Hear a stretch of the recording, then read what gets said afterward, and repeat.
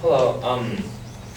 For my speech today, I'm going to first go over the negative, the opposition's points, and then move on to affirm my partners.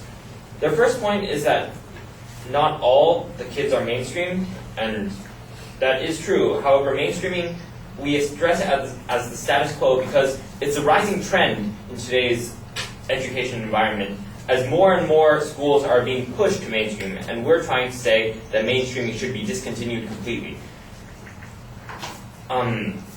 So, against our significance claims, they stated that disabled kids are benefiting everyone. However, they fail to mention how this is necessarily true, because it's certainly not benefiting the teachers.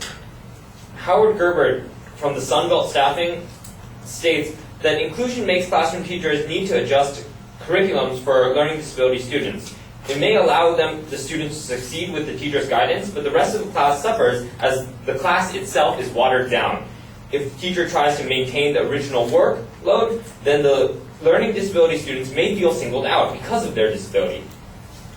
Being in every class together may actually alienate students more than if they were separated for separate classes. And this is because inherently, students with learning disabilities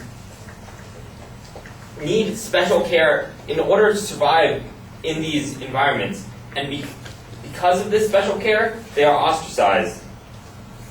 The Department of Medicine and Child Neurology notes that receiving extra help at school or favoritism was identified as a leading cause for bullying in mainstream middle schools in a study conducted in England in 1996 by J.L. Dawkins.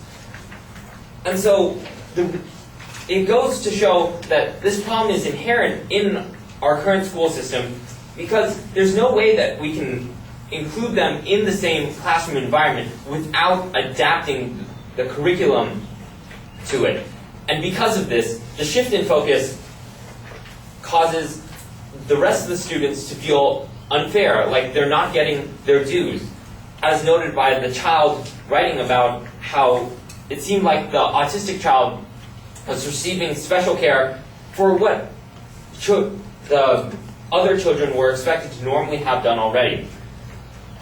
When they go to mention the IDEA federal law, they state that there are several requirements in order that were established. And I want to highlight one specific thing that they state. They said that the right to education was granted in the least restrictive environment. And I believe this is what affirms our case. In the least restrictive environment, a child would not have a paraprofessional by them every minute of every day. In the least restrictive environment, they're allowed to do things on their own. And that can only be achieved in a specialized institution where they don't need to have to be adapted to fit.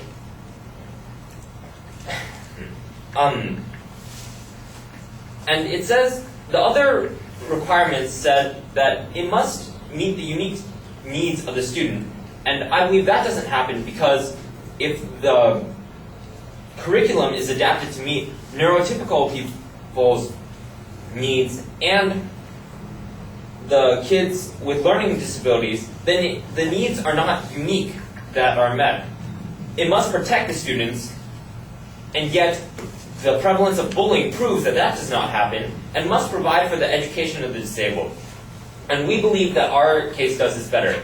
For the different types of disabilities, they say that there are 13 types, and emotional, autistic, hearing, speech, etc. And I believe it's because we have all these variety of types that we need a specialized institution to deal with it. Because there are too many types to simply lump together in a homogenized system. They state that there are qualifications for the IDEA, and I don't see a claim in this. They outline the status quo, and they say that the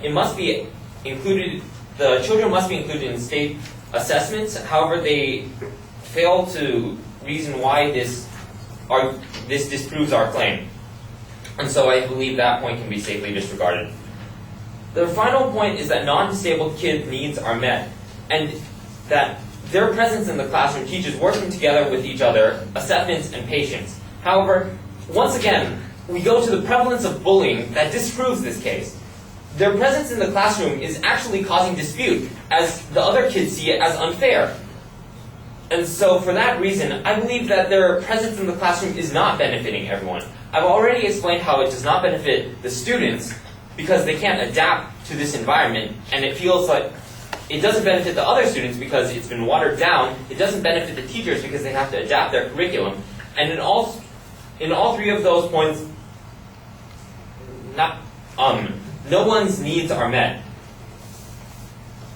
Furthermore, I would like to say that the first negative speech failed to recognize our inherency claims and our solvency claims. And because of that, we will take it that those claims go through. They did address our significance claims, however, I've argued that our claims still hold relevance. And because of all those reasons, I still contend that mainstreaming should be discontinued in the United States. Thank you.